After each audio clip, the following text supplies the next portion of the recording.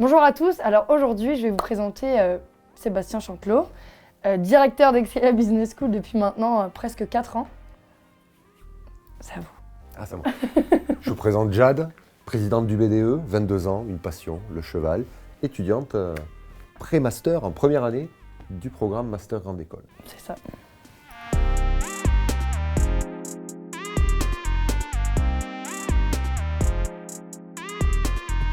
Le campus de Tours a quand même une ambiance sympathique et il commence à se développer de plus en plus avec la création d'un BDE aussi à Tours avec qui on est en lien et on travaille du coup en étroite collaboration pour préparer des événements pour Tours, Orléans et La Rochelle.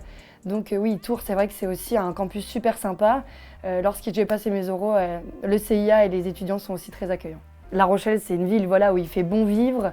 Le transport est facilement accessible, c'est-à-dire que c'est une ville où on peut facilement se déplacer. C'est une ville sécurisée et c'est l'une des villes aussi les plus ensoleillées hors Méditerranée. C'est quand même un très bon point quand on sort de l'école et qu'on peut aller faire un petit beach volley. C'est quand même un point vraiment fort.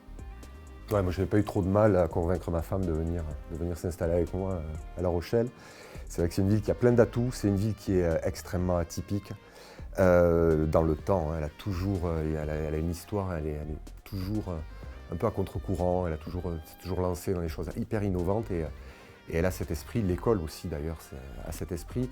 Et surtout, c'est une ville qui très tôt s'est lancée dans la protection de son environnement, de son littoral, très tôt dans les mobilités douces, très tôt elle s'est posé la question des émissions carbone, développement durable. Donc c'est quelque chose qui est très ancré à La Rochelle, mais bon, La Rochelle, Excelia, ça dépasse La Rochelle. Campus à Tours, à Orléans, maintenant à Paris. Donc toujours le souci de se développer avec les territoires, pour les territoires. Et le master est aussi développé et dispensé sur le campus de Tours. Tours, c'est une ville étudiante, c'est la ville des rois, c'est la ville des châteaux, c'est la Loire. C'est une superbe ville aussi, donc on est plutôt chanceux.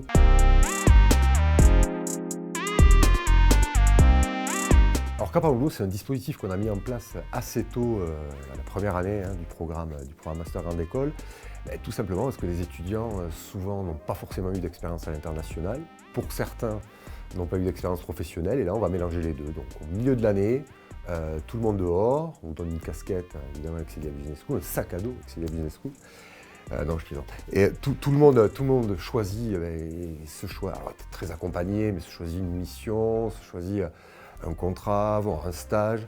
L'impératif, c'est que ça se passe en environnement anglophone. Pourquoi? Pour travailler la langue des affaires, parce que la salle de cours, c'est super sympa pour étudier l'anglais. Les séries sur Netflix, c'est aussi super sympa. Mais tant que vous n'allez pas en environnement anglo-saxon, vous n'apprenez pas forcément l'anglais. Environnement anglo-saxon, au bout de 15 jours, en immersion, on commence à penser en anglais. Et au bout de 3 semaines, on se réveille la nuit parce qu'on n'a pas le mot en anglais pour finir son rêve. Oui, alors il est vrai que moi personnellement, quand je suis arrivée à Excelia, j'avais jamais vécu d'expérience internationale puisque j'avais fait un double diplôme avant, donc une licence et une prépa. Et quand je suis arrivée à Excelia, c'est vrai que j'attendais vraiment impatiemment ce Cap Anglo pour pouvoir découvrir un petit peu l'immersion. C'est vrai que le mot, c'est l'immersion. On est en Cap Anglo, on ne connaît pas du tout, c'est un peu l'inconnu. Donc moi personnellement, je suis partie en Finlande. Donc j'avais une grosse valise parce qu'il faisait très froid, mais c'était quand même super sympa et puis j'en ai des très bons souvenirs. Et vous avez vu le Père Noël en Finlande? Oui, alors j'ai vu le Père Noël, oui, c'est vrai que je suis allée au Santa Claus Village, c'était super sympa, j'ai pris ma petite photo. Bon, j'ai payé 35 € pour avoir ma photo, mais, Ah oui, vous savez qu'il existe pas, Oui, je sais. Mais bon. J'ai vu des aurores boréales aussi, ça c'était très beau. Ouais. On n'a trahi aucun secret, j'espère.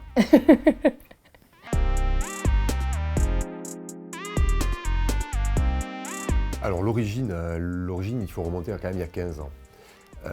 Il y a 15 ans, la notion de développement durable, responsabilité sociale de l'entreprise, si vous voulez, c'était pas ce dont on parlait le plus dans l'environnement des grandes écoles de management, pour vous faire une petite chronologie. Il y a 15 ans, l'école se rend compte que même les entreprises et ses étudiants n'ont pas forcément conscience de tous les enjeux derrière la responsabilité sociale de l'entreprise, l'éthique, etc. et décide.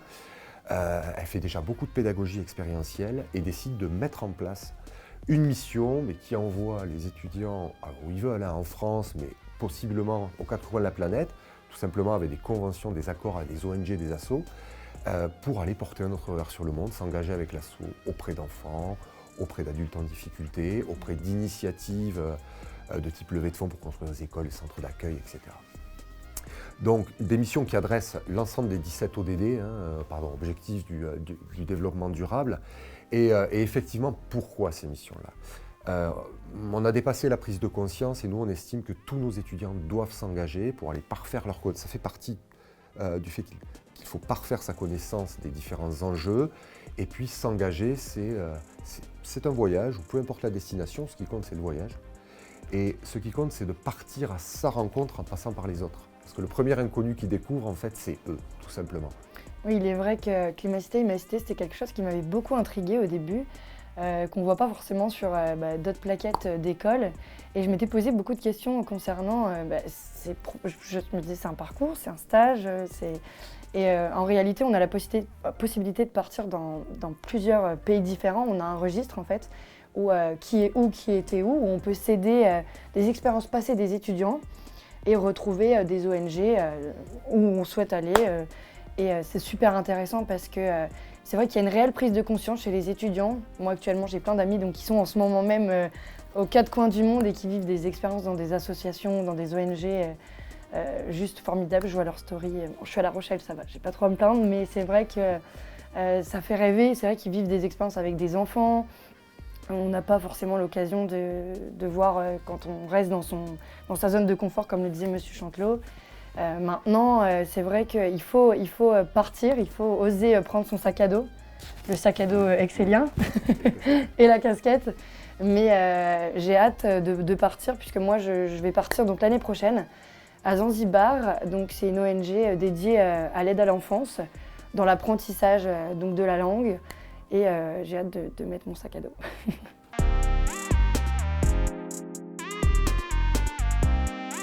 Les spécialisations en troisième année, la philosophie, c'est qu'au maximum, on essaie de double diplômer les spécialisations. Pourquoi? Tout simplement parce que comme ça, sur le CV de l'étudiant, certes, il a son master grande école généraliste, grande école, accrédité, mais la spécialisation, c'est pas une option, c'est pas une dominante, c'est vraiment un diplôme avec des requis, des exigences qui attestent vraiment de ce vernis dont il a voulu se doter. Donc spécialisation en finance, en marketing, en management, entre les différents campus, puisqu'on a des spécialisations sur l'ensemble de nos campus, il y a près de 38 spécialisations, et il y en a beaucoup qui sont en double diplôme avec les autres écoles d'Excelia, école du digital, école du tourisme, école de la santé et bien-être notamment, avec école d'ingénieurs, et puis avec une école du management interculturel à Paris. Donc on essaie d'hybrider certaines spécialisations parce que tout simplement la vérité elle n'est pas forcément dans un silo en gestion, mais elle est dans la gestion appliquée à tout un ensemble d'autres disciplines.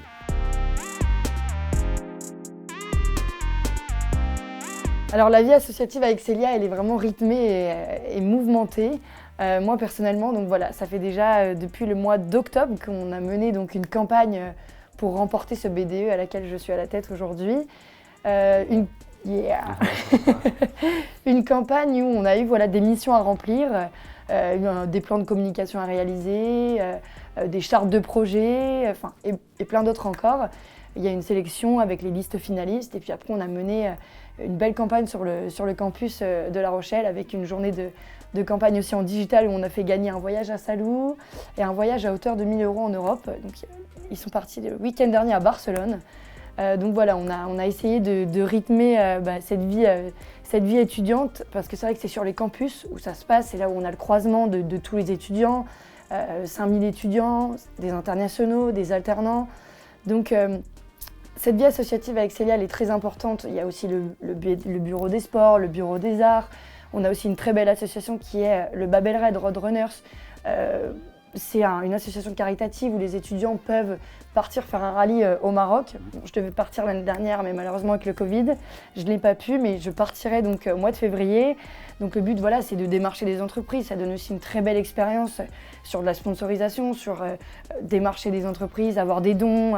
C'est vrai que moi je sais que je l'ai vécu, donc j'ai eu du mal à avoir de l'argent, mais bon, j'ai quand même bouclé mon budget. Et donc une expérience de partir en voiture, de traverser la France, d'aller au Maroc, de planter des palmiers. Donc c'est juste génial, il n'y a qu'à Excelia qu'on peut faire ce genre de choses, quoi. Non mais c'est vrai qu'Excelia c'est quand même super sur les ouvertures associatives.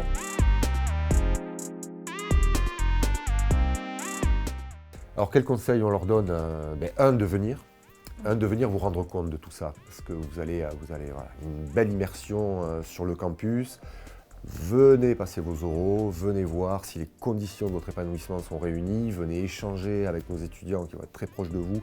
Vous allez voir, globalement, il y a beaucoup de proximité entre nous tous, les étudiants, les professeurs, tout le staff, voilà, la grande communauté, la grande famille. Donc venez, et ça convient à beaucoup de monde, et pourquoi pas vous, quoi.